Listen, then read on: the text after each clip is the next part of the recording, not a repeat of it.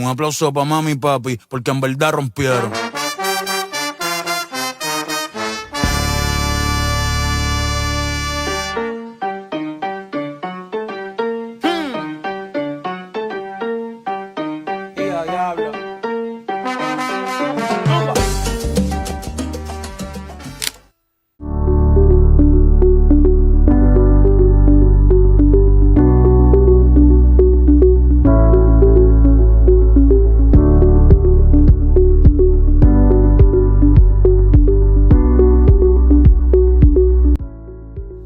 Ao entrarmos na mata, somos envolvidos pela densidade da Mata Atlântica, um dos biomas mais importantes do Brasil. Muito além da beleza da paisagem, essa floresta desempenha um papel essencial na conservação da biodiversidade, dos recursos hídricos e do equilíbrio ecológico. Logo nos primeiros trechos da trilha, observamos samambaias espalhadas pelo subbosque, grandes árvores nativas perennifólias e delicadas teias de aranha estendidas entre a vegetação, revelando a intensa atividade da vida nesse ambiente.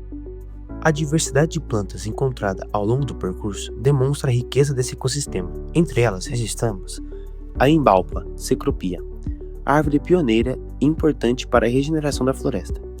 O pau-cigarra Senemutiuga, espécie nativa de rápido crescimento, utilizada na recuperação de áreas degradadas.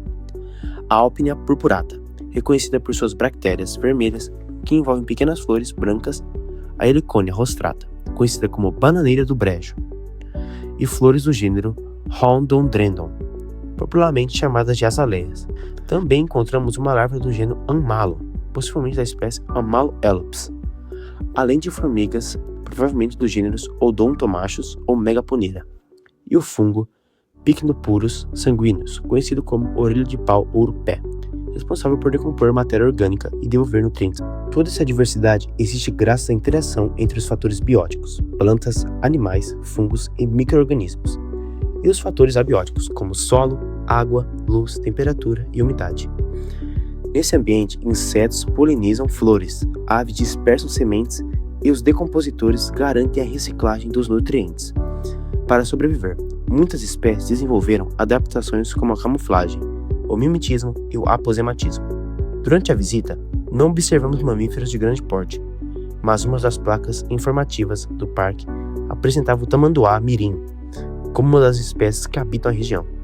Essa complexa rede de relações sustenta a cadeia alimentar da Mata Atlântica, iniciada pelas plantas, seguidas pelos consumidores herbívoros e carnívoros, e concluída pelos decompositores, mantendo o equilíbrio desse ecossistema. Mas esse equilíbrio perfeito quase ruiu a poucos quilômetros daqui. A partir da década de 1950, o governo de Juscelino Kubitschek impulsionou uma industrialização acelerada que transformou Cubatão, antes um berço ecológico estratégico ao lado do Porto de Santos, em um polo industrial massivo.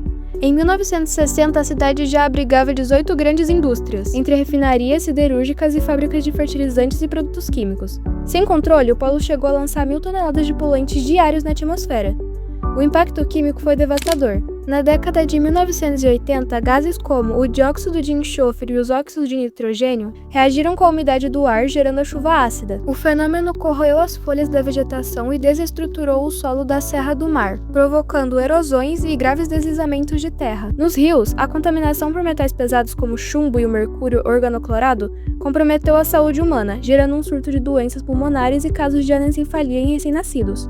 Cubatão ganhou o terrível título de Vale da Morte. A reação veio a partir de 1983, sob a coordenação da CETESB. Metas rígidas foram estabelecidas para monitorar as emissões gasosas e despoluir as águas. Tecnologias como filtros de mangas, precipitadores eletrostáticos e lavadores de gases foram adotadas nas chaminés, e as estações de tratamento de efluentes industriais tornaram-se obrigatórias. O reflorestamento das encostas acidentadas devolveu a estabilidade ao ecossistema. Em 1992, o controle de 98% dos poluentes fez a ONU apontar a cidade como símbolo global de recuperação ambiental. O retorno do guará vermelho, ave típica da região, consagrou o renascimento da vida na Serra do Mar.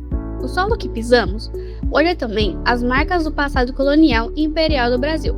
Estas encostas formavam a principal barreira para conectar o litoral ao interior paulista. Para vencer o abismo da serra, surgiu a Calçada do Lorena, construída entre 1790 e 1792, pelo governador Bernardo José Maria de Lorena.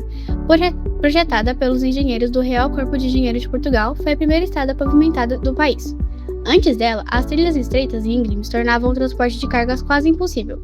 Para superar a inclinação dramática do relevo, os operários ergueram uma estrada em zigue-zague, utilizando pedras retiradas dos próprios rios e cachoeiras da região. Por essa rota, ecoou-se o açúcar e mais tarde o café.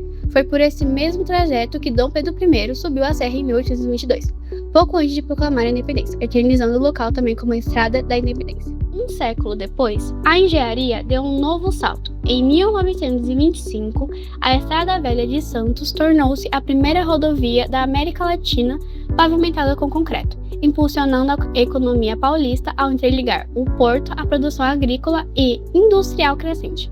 Para celebrar o centenário da independência em 1922, o arquiteto francês Victor Dubugras projetou 8 monumentos históricos ao longo do caminho, transformando a rodovia em um museu a céu aberto. Entre eles, encontramos o Padrão do Lorena, com painéis que retratam os antigos topeiros e o rancho da maioridade erguido em homenagem ao Dom Pedro II, que servia de descanso para os viajantes e exibe azulejos com a história dos transportes.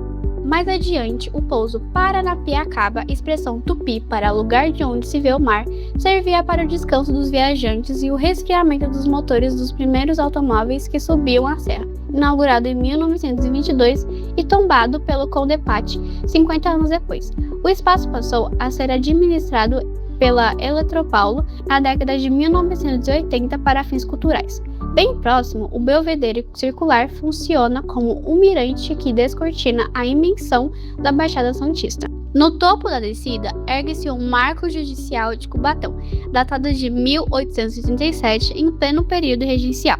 Este monumento de granito definia a divisa territorial e administrativa entre a comarca de Santos e o Planalto, orientando a atuação de autoridades imperiais como os juízes de paz.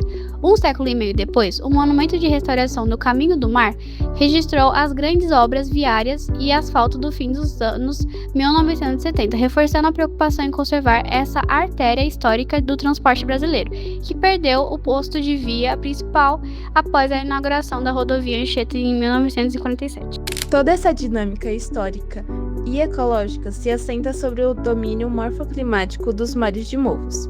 Essa faixa geográfica estende-se do nordeste ao sul do país, caracterizada por um relevo mamelonar, composto por elevações de topos convexos esculpidas pelos desgastes da erosão hídrica ao longo de milhões de anos sobre terrenos cristalinos. O clima tropical úmido litorâneo garante temperaturas elevadas e chuvas abundantes, bem distribuídas o ano inteiro. O ambiente perfeito para o desenvolvimento da floresta latifoliada e fechada da Mata Atlântica. A grande diferença prática ao analisarmos essa paisagem é compreender que, enquanto o ecossistema estuda a teia biológica e a vida entre os organismos e o meio, o geossistema foca na integração territorial, vertical e horizontal de elementos físicos, químicos e humanos. A ocupação desse geossistema expõe o embate entre a geomorfologia original e a expansão urbana. As cidades ocuparam as planícies e avançaram para as encostas e topos de morros, impermeabilizando o solo com concreto e alterando o ciclo hidrológico. Abrir caminhos aqui exigiu dos colonizadores uma leitura profunda da natureza. As primeiras trilhas evitavam os vales inundáveis e seguiam as linhas de cumeada, nos topos secos e seguros dos morros. Para transpor as serras do Mar e da Mantiqueira, a engenharia humana buscou as gargantas e passagens naturais abertas pela própria geologia, acompanhando os grandes rios coletores no interior do domínio. Em Cubatão, a escolha do lugar para o polo industrial uniu a logística de proximidade com o porto à abundância de recursos hídricos para resfriar caldeiras, aproximando-se também da topografia enclausurada do vale para reter a fumaça. Uma geografia que gerou riquezas, mas potenciou a tragédia ambiental quanto as paredes da serra represaram os gases tóxicos e destruíram a vegetação protetora das encostas, desencadeando deslizamentos de terra corrigidos apenas com o replantio moderno. Caminhar por essas vias centenárias exige mais que contemplação, requer o corpo em movimento. O Parque Caminhos do Mar reúne diferentes práticas corporais e meia-natureza, como o trekking por suas trilhas, percursos de ciclismo e atividades de aventura, como a tirolesa. Em um terreno marcado por aclives, desclives e obstáculos naturais, cada percurso desafia o condicionamento físico, o equilíbrio, a coordenação motora e a resistência, mostrando como a atividade física pode se integrar à preservação ambiental e transformar a paisagem em um espaço de saúde, aprendizado e lazer. Mas os desafios encontrados nesse percurso vão além do esforço físico. Cada passo dado pelas trilhas, cada pedalada e cada curva da estrada também são explicadas pelas leis da física. O grande desnível entre o Planalto e o litoral faz com que tudo que está no topo da Serra do Mar possua maior energia potencial gravitacional.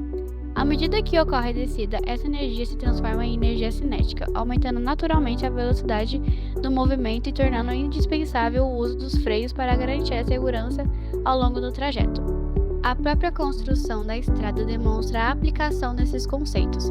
Seu traço em plano inclinado reduz o esforço necessário para vencer o desnível da serra, enquanto as curvas dependem da força centrípeta, gerada principalmente pelo atrito entre os pneus e o solo, para que os veículos e bicicletas possam percorrê-las em segurança. Durante todo esse percurso, a energia não desaparece, ela apenas se transforma, convertendo-se em movimento e, em parte, em calor devido ao atrito dos freios, dos pneus e do ar. Assim, o Caminhos do Mar se torna um verdadeiro laboratório a céu aberto, onde a física pode ser observada de forma prática em cada detalhe da paisagem.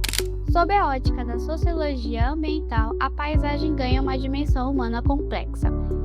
Historicamente, as ciências sociais excluíram o meio natural de suas análises, gerando o que se convencionou chamar de recusa etnográfica, ao ignorar o espaço físico na vida das populações vulneráveis. Nas últimas décadas, porém, a sociologia brasileira consolidou o ambiente em seus estudos, partindo dos debates sobre sustentabilidade. No Parque Caminhos do Mar, essa realidade ganha contornos visíveis. O contraste entre a preservação ecológica da floresta e a ocupação humana nas bordas da serra nos faz refletir sobre ordenamento social, a distribuição de riscos e o impacto da transformação industrial na vida da comunidade operária que habitou os bairros precários da região. Toda essa jornada nos conduz a um questionamento ético fundamental. Por que devemos preservar este lugar? Sob a ótica utilitarista de Jeremy Bentham e John Stuart Mill, a restauração do parque é correta porque maximiza o bem-estar coletivo, protegendo a água, promovendo o lazer e gerando turismo sustentável para a sociedade. Já para a ética do dever de Immanuel Kant, a conservação é uma obrigação moral absoluta que depende de vantagens financeiras ou econômicas imediatas. É o dever de salvaguardar um patrimônio que pertence à história e ao futuro. A ética ambiental expande esse horizonte ao defender que a comunidade biótica possui um valor intrínseco. Essa perspectiva converge com o pensamento indígena de Ailton Krenak, que em sua obra crítica, A Conversão da Natureza em Mera Mercadoria, nos lembra que a vida não é útil, a vida é. Para Krenak, humanidade e floresta pertencem à mesma comunidade de existência. Recuperar a Mata Atlântica e os monumentos históricos do Caminho do Mar assume o papel de um pacto ético de solidariedade, responsabilidade e respeito para com as futuras gerações.